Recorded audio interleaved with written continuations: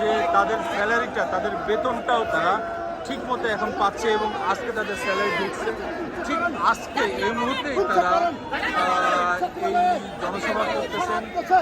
আপনারা দেখছেন যে লাখ লাখ মানুষ এই জাতীয় প্রেস ক্লাবের সামনে, তাদের ব্যানারও আছে। দেখেন, ব্যানারে মহাসমাবেশ ও সচিবালয় অভিমুখে পদযাত্রা জাতীয় প্রেস ক্লাব এবং বিভিন্ন স্লোগান দিয়ে তারা এখানে আসছেন।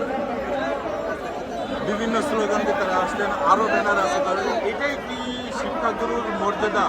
মাত্র 1000 টাকা বাড়ি ভাড়া, লজ্জা লজ্জা লজ্জা। এইভাবেই তারা ব্যানার এবং প্লেকার্ড নিয়ে তারা এই জাতীয় প্রেস ক্লাবের সামনে হাজির হয়েছেন। আপনারা দেখছেন এত মানুষ, এত শিক্ষক মণ্ডলী। আসলে এই প্রথম দেখলাম আমার জীবনে যে এত শ্রদ্ধেয়, এত স্যার, এত শিক্ষকরা সব আজকে এই জাতীয় প্রেস ক্লাবের সামনে।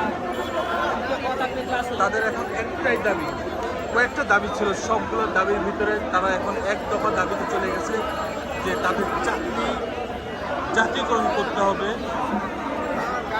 এটাই তাদের একমাত্র দাবি। আপনারা শুনছিলেন যে ময়মনসিংহের থেকে একজন শিক্ষক মণ্ডলী, তিনি তাদের দাবিদার কথা বলতেছেন, তিনি তাদের ক্ষোভের কথা বলতেছেন।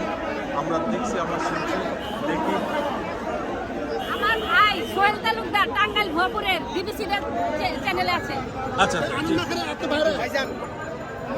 আপনারা দেখছেন যে এত এত শিক্ষক মণ্ডলী। আসলে আমরা এই প্রথম দেখলাম যে তাদের চাকরি জাতীয়করণ, যেহেতু সরকার থেকে তারা একটা আশ্বাস পেয়েছিলেন আগে, কিন্তু সেই আশ্বাস পূরণ হয়নি বিধায় তারা আজকে জাতীয় প্রেস ক্লাবের সামনে তারা হাজির হয়েছেন এবং সারা বাংলাদেশ থেকে হাজির হয়েছেন।